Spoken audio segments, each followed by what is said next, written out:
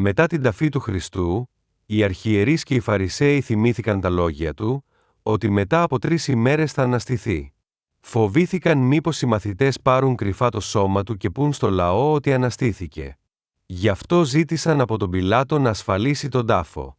Στην είσοδο τοποθετήθηκε μεγάλη πέτρα, ο τάφος φραγίστηκε και στρατιώτες στάθηκαν μπροστά του για να το φυλάγουν ημέρα και νύχτα. Πίστευαν ότι κανένας άνθρωπος δεν θα μπορούσε να πλησιάσει. Όμως τα ξημερώματα της Κυριακής συνέβη κάτι συγκλονιστικό. Έγινε μεγάλος σεισμός και άγγελος Κυρίου κατέβηκε από τον ουρανό. Η όψη του ήταν σαν αστραπή και τα ενδύματά του λευκά σαν το χιόνι. Ο άγγελος κύλησε τη βαριά πέτρα και κάθισε επάνω της.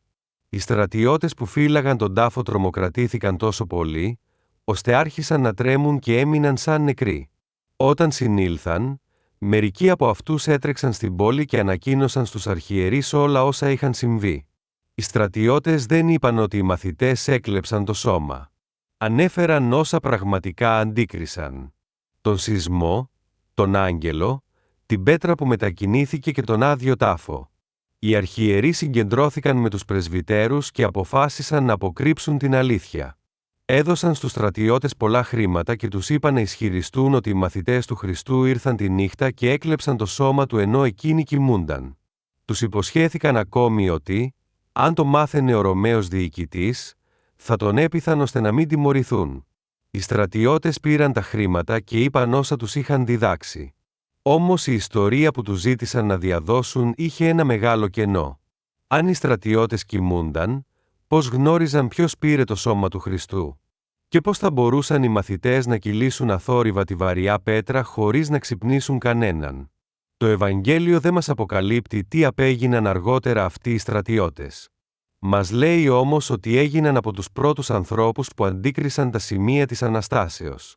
Είδαν κάτι που δεν μπορούσαν να εξηγήσουν και ύστερα πληρώθηκαν για να το αρνηθούν. Αν σας αρέσουν οι αληθινές αφηγήσεις και τα κρυφά νοήματα του Ευαγγελίου, κάντε μια εγγραφή στο κανάλι για να ανακαλύπτουμε μαζί όσα συνέβησαν στη ζωή του Χριστού. Οι στρατιώτες τοποθετήθηκαν στον τάφο για να εμποδίσουν κάθε ανθρώπινη παρέμβαση. Χωρίς να το γνωρίζουν όμως, η παρουσία τους έγινε μια ακόμη ισχυρή μαρτυρία ότι ο τάφος βρέθηκε πραγματικά άδειος. Η πέτρα σφράγισε τον τάφο, οι φρουροί ασφάλισαν την είσοδο, αλλά τίποτε δεν μπορούσε να κρατήσει μέσα τον αρχηγό της ζωής. Γιατί η Ανάσταση του Χριστού δεν ήταν έργο ανθρώπων. Ήταν η νίκη της ζωής απέναντι στον θάνατο. Σας ευχαριστούμε που μείνατε μαζί μας μέχρι το τέλος.